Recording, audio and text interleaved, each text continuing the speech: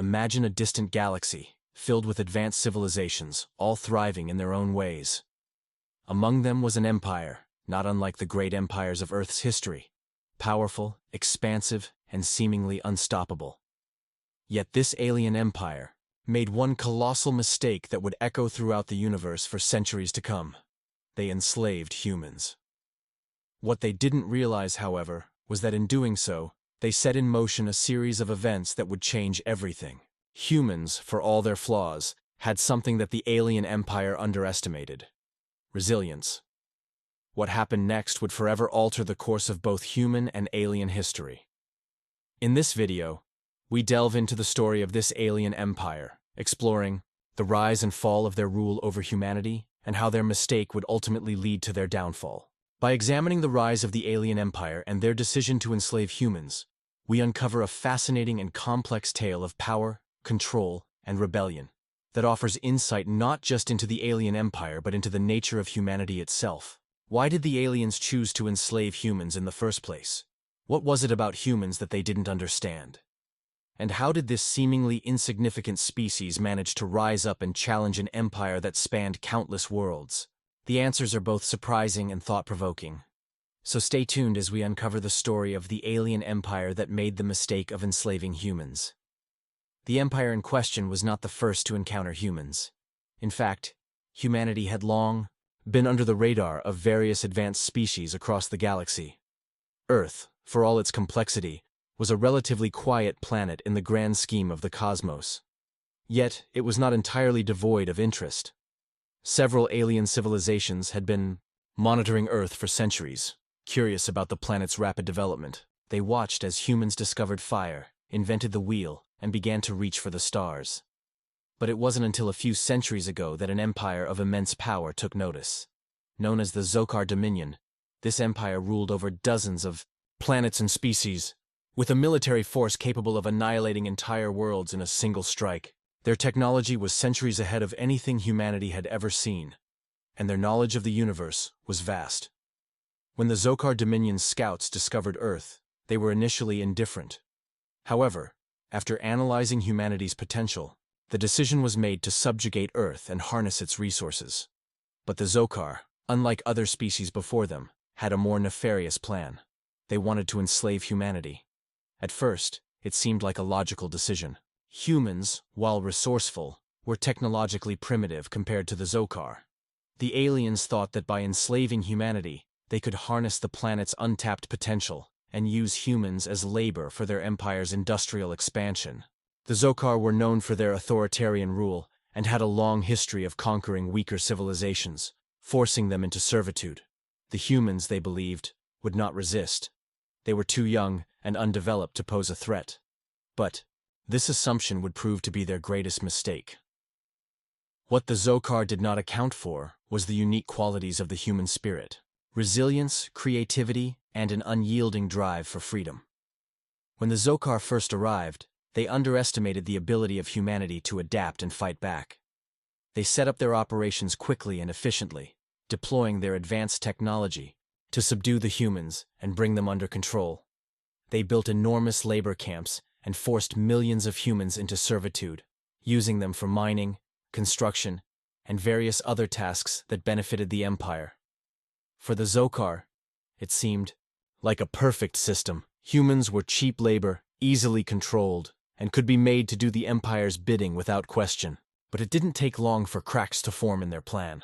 The first signs of resistance came from the most unlikely of places: a small group of scientists and thinkers. These humans, once forced to work under the oppressive rule of the Zokar, began to understand the aliens' technology and adapt it to their own purposes. It started with small acts of rebellion, sabotaging equipment, freeing a few slaves, and spreading messages of defiance. But soon, this small resistance began to grow. Humans, who had once been subjugated, began to fight back with ingenuity and cunning, learning to use the very tools of their captors to strike at the heart of the Zokar Dominion. The Zokar had expected a species that would break under their rule. Instead, they found a species that, when pushed to the brink, would find ways to fight back in ways they never imagined. These early victories were just the beginning. As the resistance spread, so did the realization that humanity was more than just a source of labor. It was a force to be reckoned with. Over time, humans began to organize, creating underground networks and alliances. They stole weapons, learned how to operate alien technology, and even infiltrated the Zokar's ranks. The resistance grew in numbers, strength, and sophistication. The Zokar Dominion, once confident in their absolute control, began to sense the undercurrents of rebellion growing stronger. At first, they dismissed human resistance as nothing more than minor disruptions, an expected but manageable reaction from an enslaved species. After all, they had conquered countless worlds before, and every species they subjugated had initially shown some degree of defiance before ultimately succumbing to Zokar rule. But humans were different. The Zokar failed to account for their adaptability, their ability to learn and innovate under pressure, and most importantly, their deep-seated hatred for oppression. The first real shock to the Zokar came when a key industrial facility on Mars, operated entirely by human slaves, was completely destroyed in what was initially believed to be an accident. However, investigations revealed something disturbing.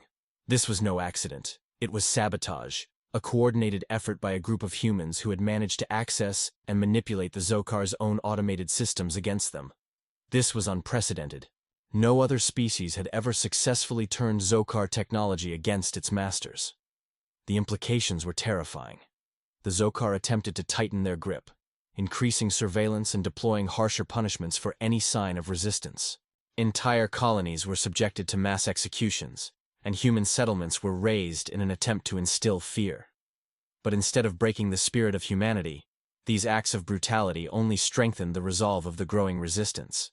The Zokar's cruelty became their own downfall, as more and more humans joined the cause, willing to risk everything for a chance at freedom. What the Zokar had not anticipated was that humans, unlike many other species they had conquered, had a unique way of fighting back. Instead of relying solely on brute force, they waged war in ways that the Zokar were unprepared for.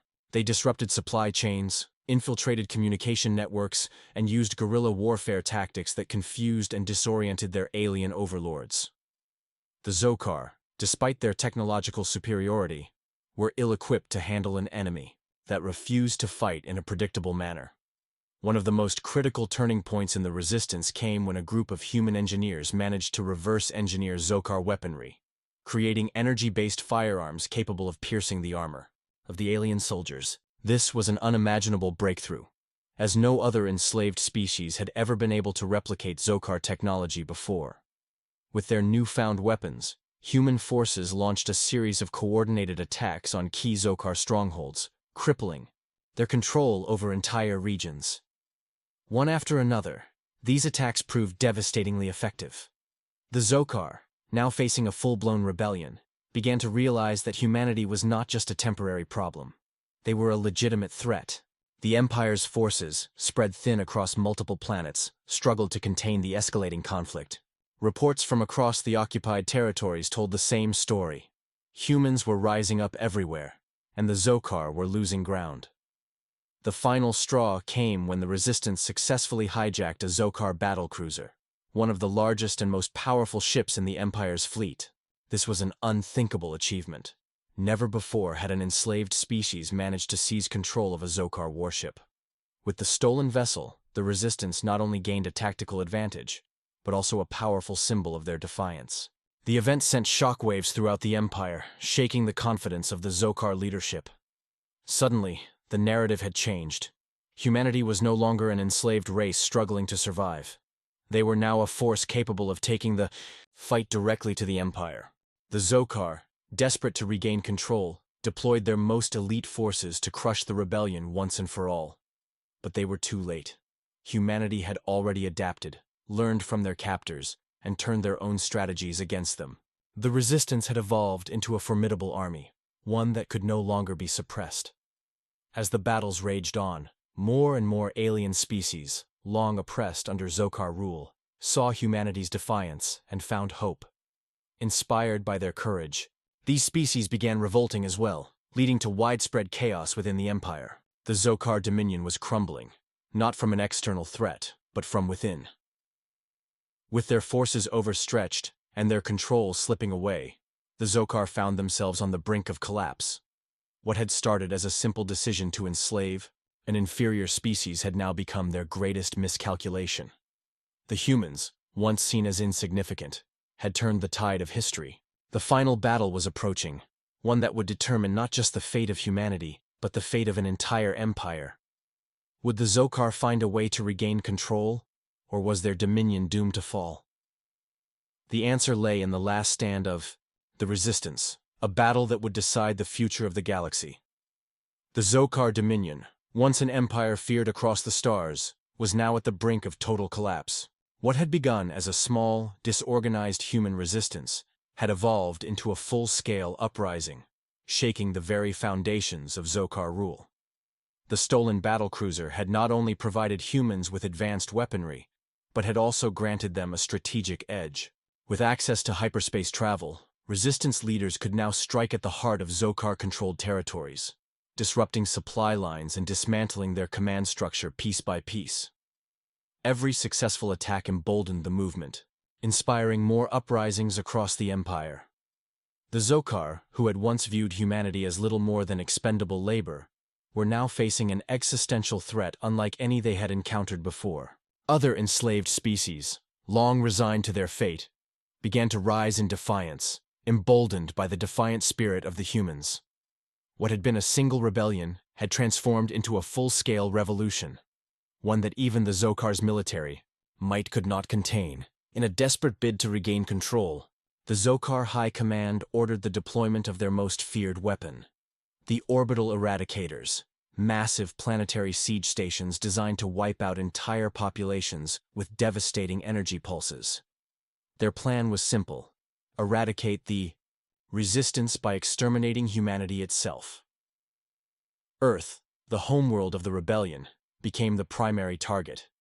The Empire believed that by annihilating Earth, they could extinguish the spirit of the Resistance and force the surviving humans into submission. What they failed to realize, however, was that the humans had anticipated this move. Using intelligence gathered from infiltrators within the Zokar ranks, the Resistance formulated a daring counterattack. Instead of defending Earth directly, they set a trap. When the Eradicators arrived in Earth's orbit, Resistance forces launched a coordinated assault, using stolen Zokar warships and planetary defense systems repurposed from captured alien technology. The battle that followed was unlike anything the galaxy had ever witnessed. The humans had learned to think like their oppressors, but they also had an advantage that the Zokar did not: unpredictability. The Zokar fought with rigid military doctrine, relying on overwhelming firepower and strict command hierarchies. But the humans, having spent years adapting and improvising, fought with a level of ingenuity that the Zokar could not counter.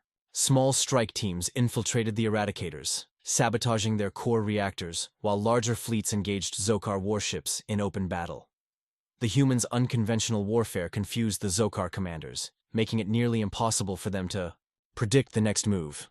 One by one, the Eradicators fell, each explosion marking another step toward the Empire's downfall. With their most powerful weapons destroyed and their forces spread thin, the Zokar found themselves in an impossible situation. The once mighty Dominion was collapsing from within. Entire planets, once loyal to the Zokar, declared independence, while their military, demoralized and divided, began to fracture. Many Zokar soldiers, seeing the futility of the war, defected or surrendered outright, unwilling to die for a lost cause. The final blow came when a human-led fleet, bolstered by rebel forces from other alien species, launched an all-out assault on the Zokar homeworld. The battle was fierce, but the outcome was inevitable.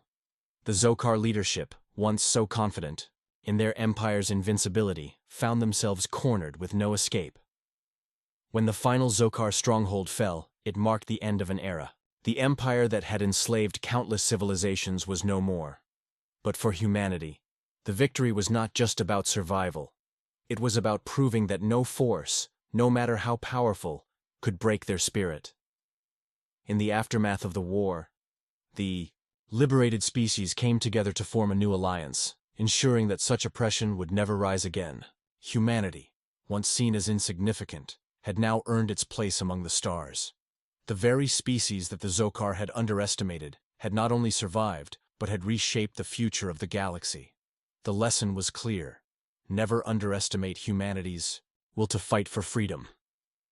And for the remnants of the Zokar, those who had once ruled as conquerors, they were left with nothing but the ashes of their former empire, a stark reminder of their greatest mistake. The Zokar dominion was no more. The empire that had once ruled with an iron grip had crumbled, its warships reduced to debris, its leaders either dead or in exile. Across the galaxy, celebrations erupted as countless species rejoiced in their newfound freedom. Humanity, once enslaved, had not only secured its survival, but had become a force to be reckoned with. The remnants of the Zokar, scattered and leaderless, posed no immediate threat. The galaxy, it seemed, was finally at peace. But history had a way of repeating itself. While most of the Zokar had perished in the final battles, a small group of high-ranking officials and elite warriors had managed to escape into deep space. Among them was Lord Zypher, one of the most ruthless commanders in the Zokar military. Unlike his fallen brethren, Zypher had seen the warning signs before the Empire's collapse and had prepared for this moment. Along with a fleet of loyalist warships, he had fled to the fringes of the galaxy, beyond the reach of the newly formed Galactic Alliance. There, in the dark void, he began to rebuild. For years, the exiled Zokar remained hidden, licking their wounds and biding their time. Zypher knew that direct retaliation was impossible. The Alliance was too strong, and humanity had proven to be far deadlier than the Zokar had ever imagined. If he wanted to reclaim his people's former glory, he needed a new strategy. And so, he abandoned the old ways of brute force and conquest. This time, the war would not be fought with massive fleets and planetary invasions. It would be fought in the shadows. Unknown to the Alliance, the Zokar had begun infiltrating key positions across various planets, using espionage and manipulation to sow discord. They spread misinformation, turned factions against each other, and sabotaged crucial supply routes. Humanity and its allies, once united in victory, now found themselves struggling to maintain order. The fragile peace they had built was starting to fracture. Then, the disappearances began. At first, they were dismissed as isolated incidents, colonists vanishing from frontier worlds, starships going missing in unexplored regions. But as the pattern grew more frequent, it became clear that something far more sinister was at play. When a deep space patrol discovered the wreckage of a human battleship, its crew seemingly ripped apart from the inside, panic spread across the Alliance. The Zokar were not just regrouping, they were evolving. Humanity had defeated the Zokar before, but now they faced a new kind of enemy. One that had learned from its past mistakes. And this time, the battle for survival would be fought in ways they had never anticipated. The war was far from over. It was only just beginning. The first sign that something was terribly wrong came when the colony on Vesper 9 went dark. Located on the fringes of known space, Vesper 9 had been one of the first settlements established after the fall of the Zokar Dominion. It was a thriving hub of trade and exploration, home to thousands of humans and their newfound allies. Yet, without warning, all communication ceased. At first, the Galactic Alliance suspected a simple malfunction, perhaps a damaged relay or an unexpected solar storm disrupting transmissions. But when a scout ship was sent to investigate, what they found was far more horrifying. The colony was abandoned. Buildings stood intact, untouched by battle or destruction. But there was no sign of life. No bodies. No signs of struggle. Just silence. It was as if the entire population had simply vanished overnight. Even the artificial intelligence systems, programmed to maintain basic operations, had been wiped clean. The only clue left behind was a single message scrawled onto the wall of the Central Command Center, written in a deep crimson substance that could only be blood. It read, "They have returned." Panic spread through the Alliance. Could it be the Zokar? Had they somehow rebuilt their forces in secret? If so, how had they managed to wipe out an entire colony without a single shot being fired? Before the Alliance could respond, another colony disappeared. Then another. The pattern was unmistakable. These weren't random attacks, but a carefully orchestrated strategy. And worse, there was no trace of where the missing had gone. The enemy wasn't just killing, they were taking people, But for what purpose? Desperate for answers, humanity's top intelligence officers launched an investigation. Probes were sent into deep space, scanning for signs of Zokar activity. They found nothing. Yet, in the shadows of the void, something was watching. The Zokar had returned, but they were not the same species humanity had fought before. Zyphor had spent years perfecting his revenge, but not through brute force. Instead, he had turned to the forbidden sciences, unlocking genetic experiments and cybernetic enhancements that had once been outlawed by the Old Dominion. His warriors were no longer merely Zokar, they were something far worse. They had become monsters. The truth came to light when an Alliance warship intercepted a distress signal from an unknown source deep within an asteroid belt. A rescue team was dispatched, their ship carefully navigating the treacherous debris field. When they arrived, they discovered a derelict transport vessel, its hull riddled with claw-like marks, its corridors bathed in flickering emergency lights. What they found inside sent shivers down their spines. Survivors, barely clinging to life, told tales of horror, of creatures that had once been Zokar but had been transformed into something else. Faster, stronger, more ruthless. These were not just soldiers, they were hunters, and they were breeding. The missing colonists weren't dead. They were being taken, experimented on, twisted into new forms to serve Zyphor's dark vision. He had seen the truth. The Zokar could never defeat humanity through sheer power alone. But if he could turn humanity against itself, if he could create something worse than the Zokar ever were, then perhaps victory was still within reach. His new army, forged in secret, was nearly ready. And when they struck, they would be unstoppable. Humanity had overcome slavery. They had overthrown an empire. But now, they faced an enemy unlike anything they had ever seen. The war that was once fought for freedom had become a battle for survival itself. The only question that remained was whether humanity was strong enough to face the nightmare that lurked in the dark. The first attack came without warning. A human military outpost on the edge of the Perseus expanse, one of the last frontiers of known space, was reduced to silence in under an hour. The station had been heavily fortified, its defenses designed to repel any Zokar remnants that might have survived the war. But when the distress beacon finally activated, the only message it transmitted was static mixed with horrific inhuman screams. By the time a response team arrived, the station was nothing more than a graveyard. The walls were coated in streaks of dark, unnatural fluids, and what few bodies remained were mutilated beyond recognition. Something had torn through the metal, bulkheads as if they were paper, bypassing security measures with terrifying ease. Surveillance footage was recovered, but the moment the attack began, every camera feed was corrupted, except one. The recovered footage was brief, but it was enough. A single frame captured an abomination lurking in the shadows, its form barely recognizable as Zokar. The creature's exoskeleton was reinforced with bioorganic plating, its limbs elongated and sharpened into cruel, bone-like blades. Most disturbing of all were its eyes, once the cold reptilian slits of the Zokar, now replaced with a soulless void that pulsed with unnatural energy. The footage cut to black before the massacre began, but the message was clear. These were no longer the Zokar that humanity had fought and defeated. They had evolved into something else. Something worse. The Alliance immediately called for an emergency war council. Humanity's top military leaders, along with representatives from allied species, gathered to determine their next move. Panic spread among the ranks as more reports came in. Frontier worlds going dark, ships disappearing without a trace, rumors of ghostly figures lurking in the void. The fear was undeniable. The enemy had been preparing for this moment for years, and they were striking with surgical precision. Admiral Kane, the hero of the original war against the Zokar, took command of the resistance once more. But this was not the war he had fought before. The rules had changed.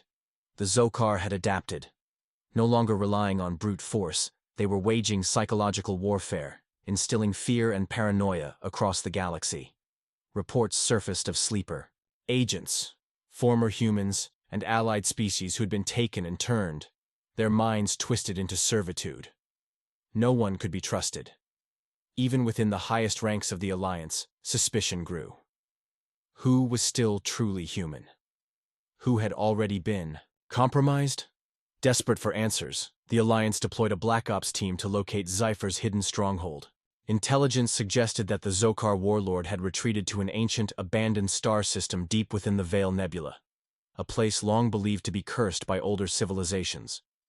The nebula's radiation rendered traditional scanners useless, making it the perfect hiding place. If humanity had any hope of stopping this new threat, they needed to strike at its heart. The mission was high risk. No one who ventured into the Veil Nebula had ever returned. But humanity had no choice. They had beaten the Zokar before, not through sheer power, but through their ability to adapt, to evolve under pressure. If there was even a chance of stopping Zypher before his new army was fully unleashed, they had to take it. As the strike team embarked on their mission, an eerie silence settled over the galaxy. A storm was coming. The last war had been for freedom. This war would be for survival. And if humanity failed, there would be no second chances. The enemy lurking in the shadows was not just planning to conquer. They were planning to erase. The stealth cruiser Nemesis slipped into the swirling chaos of the Veil Nebula, its cloaking systems barely holding against the violent radiation bursts that lashed against its hull. Inside, the elite strike team moved. With precision, their faces grim beneath their visors. This was no ordinary mission. If the intelligence was correct, they were heading straight into the heart of Zypher's new empire, if one could even call it that. What awaited them was not a civilization, not even an army in the traditional sense, but something far worse, something that could spell the end of everything. As they approached the desolate star system, they found what they were looking for, a planet-sized structure floating in the void. It was no natural world. This was a construct, built from the remains of destroyed Zokar warships, fused together with dark organic matter that pulsed as if it were alive. Towering spires stretched from its surface, exhaling strange mist into the vacuum of space. The team had seen many horrors in their time, but this was something new. It was not a base. It was a breeding ground. As the Nemesis descended into one of the docking ports, the strike team braced themselves. Their objective was clear: locate Zypher, gather intelligence on the extent of his new forces, and, if possible, destroy the facility before it could unleash its nightmare upon the galaxy. But as they stepped into the darkened corridors, they realized the true horror of what had been created here. The walls were lined with grotesque cocoons, some still pulsating, others split open, their occupants gone. Inside, they could see twisted remnants of what had once been humans, Zokar, and other species. Some were still alive, eyes wide with terror, mouths sewn shut, their bodies in mid-transformation. Zypher wasn't just building an army, he was converting life itself into something unnatural. Then, the shadows moved. The creatures attacked with terrifying speed, dropping from the ceiling, crawling from the walls. They were silent, their bodies moving with an unnatural fluidity, their limbs shifting and twisting in ways that defied biology. The strike team fought back, their weapons unleashing controlled bursts of plasma fire. But for everyone they put down, two more emerged from the darkness. These were not mindless monsters. They were hunting with purpose, testing the team's responses, learning. As the squad pushed deeper into the facility, they finally found what they were looking for. A massive chamber, its center dominated by a pulsating living throne, and upon it sat Zypher. He was no longer the Zokar warlord they remembered. His body had been reforged, infused with the same twisted energy that had transformed his army. His exoskeleton gleamed with an eerie organic sheen, his limbs elongated into talon-like appendages. His eyes, once filled with the cold arrogance of the Zokar, now glowed with something far worse: intelligence, hunger. "You should not have come." Zypher's voice echoed through the chamber, layered with something beyond sound, a presence that reached into their very minds. "I have seen the future, and you do not belong in it." The team opened fire, but Zypher moved with impossible speed. With a flick of his arm, dark tendrils lashed out, impaling two soldiers instantly, pulling them into the writhing mass of the throne. Their screams were short-lived. The remaining members of the team activated their emergency extraction beacons, knowing they stood no chance. This was not a battle. This was a warning. As the survivors fled back to the Nemesis, the last thing they saw was Zephyr rising from his throne, his army emerging from the shadows behind him. They had come looking for an enemy. What they had found was something far worse. The Nemesis barely made it out of the Veil Nebula, its engines pushed to their limit. As the survivors relayed what they had seen, a chilling realization spread across the highest levels of the Alliance. The war had already begun, and this time, it was not a battle between civilizations. It was a battle against extinction, and humanity had only one choice: adapt or perish. The message from the Nemesis spread across the highest echelons of the Galactic Alliance like wildfire. The truth was undeniable. Zephyr had returned, not as a warlord seeking conquest, but as a force of nature, a harbinger of annihilation. His army was not merely soldiers, but a growing plague, one that spread by assimilating all life into something twisted, something beyond control. If the Alliance did not act swiftly, the entire galaxy would be swallowed in darkness. Admiral Kane stood in the command chamber of the Alliance's war headquarters, staring at the holomap of the Veil Nebula. Every instinct in him screamed that they needed to act fast, but there was one glaring problem. They had no weapons capable of stopping this new threat. The creatures the strike team encountered had shrugged off traditional firepower, regenerated from mortal wounds, and moved faster than any soldier could react. If the Zokar were evolving, then humanity would need to evolve faster. A desperate search began. The Alliance scoured ancient databases, seeking knowledge on bioorganic warfare, anything that could give them an edge. That's when they discovered something chilling. Deep within the forgotten archives of the old Earth war records, there were files classified as beyond dangerous, weapons so catastrophic they had been buried in history's darkest corners. One in particular stood out: Project Helios. It was a weapon designed for one purpose: eradicating intelligent bioorganic entities by destabilizing their genetic structure. It had never been used, deemed too uncontrollable, but now it was their only hope. The problem was, the weapon had been lost centuries ago, hidden on a dead world that no longer appeared on any official star maps. If they could find it, they might stand a chance against Zephyr's army. If not, they were doomed. A special operations fleet was assembled, led by Kane himself. The mission: locate Project Helios and return with the weapon before Zephyr's forces spread beyond containment. But time was running out. Reports were flooding in from across the galaxy. Colonies falling without a trace. Entire fleets going dark. Zephyr was moving, and soon his forces would be unstoppable. As the fleet departed, far from prying eyes, something stirred within the ruins of the old Zokar homeworld. Deep in the underground vaults, forgotten even by the last remnants of the fallen empire, a signal activated, an ancient failsafe set by the first Zokar kings. Something had awakened, something that even Zephyr had not accounted for, and the balance of power in the galaxy was about to shift once more. The search for Project Helios led Admiral Kane and his fleet to an uncharted system on the farthest reaches of known space, where the long-lost world of EOS 7 lay in silence. Once a thriving research colony of old Earth's most brilliant scientists, it had been wiped from records centuries ago. No official explanations remained, only whispers of an experiment that had gone too far, something so dangerous that it was buried in secrecy. Now, humanity had no choice but to unearth its darkest secret. As the fleet entered orbit, they encountered the first anomaly. EOS 7 had no life signatures, yet it was not lifeless. The planet's surface was coated in what looked like a crystalline biome, shimmering beneath the eerie glow of its dying sun. Massive structures of unknown origin jutted from the surface like the bones of an ancient giant, pulsing with residual energy. The atmosphere was breathable, but the sensors detected something unsettling. A faint, rhythmic signal, pulsing in sync with the energy patterns of the structures below. Something was still active. Kane led a strike team to the surface, their dropship weaving through the labyrinth of towering crystalline formations. As they landed, the silence was deafening. No wind, no movement. Just the faint hum of the planet itself, as if it were waiting. They moved cautiously toward the last known coordinates of Project Helios, deep within the ruins of a massive subterranean research facility. Upon entering, they found the remains of scientists frozen in place, their bodies crystallized, expressions locked in terror.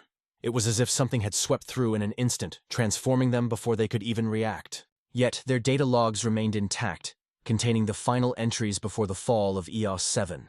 Kane activated the logs, and a flickering hologram of an old scientist appeared, his voice laced with both triumph and dread.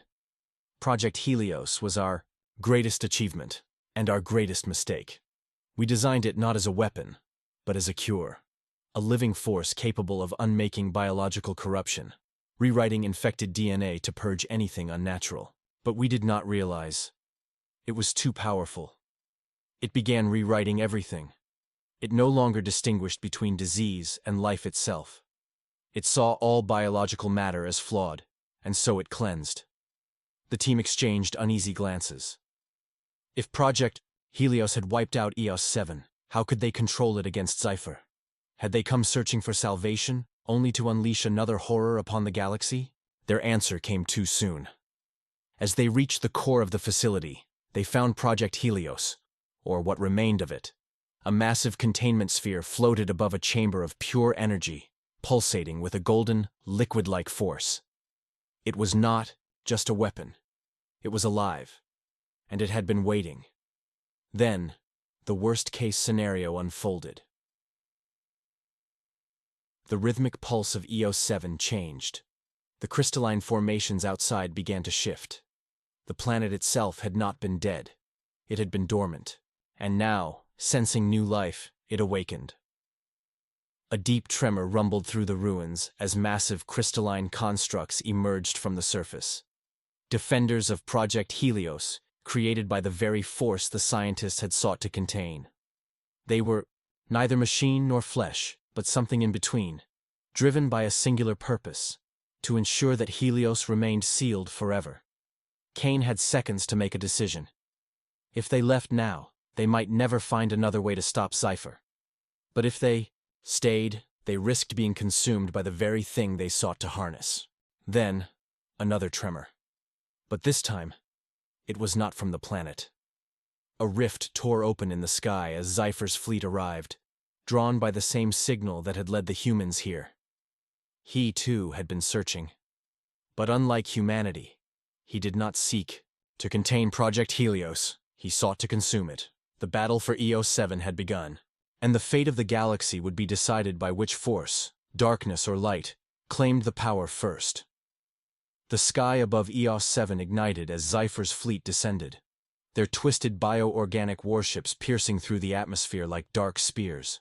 The ground beneath Kane and his team trembled, not just from the awakening planet, but from the arrival of something far worse. The monstrosities Cypher had created, his newly evolved warriors, spilled from the descending warships, their shifting, liquid-like forms adapting to the terrain in horrifying ways. This was no ordinary invasion. Cypher had not come to fight a war. He had come to consume the power of Project Helios and reshape reality in his own image. Kane had seconds to act. The crystalline guardians of Helios had already begun their defense, lashing out with razor-sharp limbs of pure energy, cutting down Cypher's creatures like divine executioners. But it wasn't enough. The creatures learned. They adapted, twisting their forms to counter every attack. Kane realized that if Helios fell into Cypher's hands, it wouldn't just be the end of humanity. It would be the end of everything. "Get to the core!" Kane shouted, leading his team deeper into the containment chamber. Inside, the pulsating sphere of Helios pulsed brighter, reacting to the chaos outside. The energy radiating from it was overwhelming, its golden currents flickering, in patterns too complex to comprehend. It was neither weapon nor machine.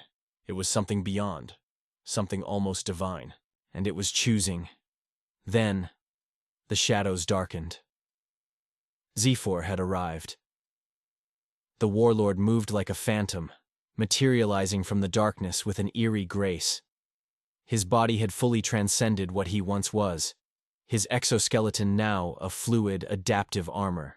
Of living matter, his arms elongated into jagged, shifting blades.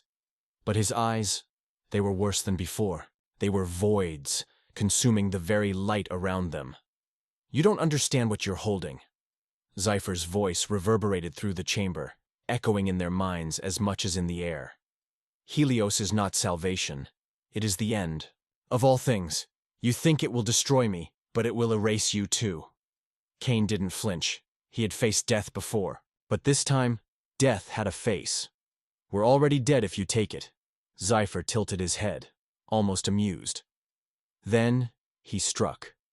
The warlord moved with impossible speed, his blade-like limbs slicing through two of Cain's soldiers before they could react. The rest opened fire, but the rounds barely slowed him. He was a living weapon, shifting, adapting, unstoppable. Cain barely managed to roll aside as Zypher's strike shattered the ground where he had stood. Then, the containment sphere shattered. The explosion of light was blinding. Helios, now unrestrained, surged outward in pure energy. The walls of the chamber disintegrated, revealing the battlefield outside. The crystalline guardians turned their gaze toward the core, as if waiting. Cain didn't hesitate. He reached into the swirling mass of Helios, feeling his entire body ignite with raw, burning power. His mind expanded. He saw everything. The birth of the universe. The endless cycle of creation and destruction. He saw what Helios was. It was not just energy. It was balance.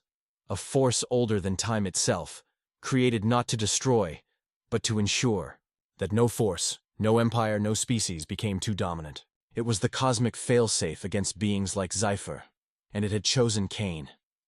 The admiral turned, his body now radiating with golden fire, his veins coursing with the raw essence of Helios. Zypher hesitated for the first time. He saw something. He did not expect fear.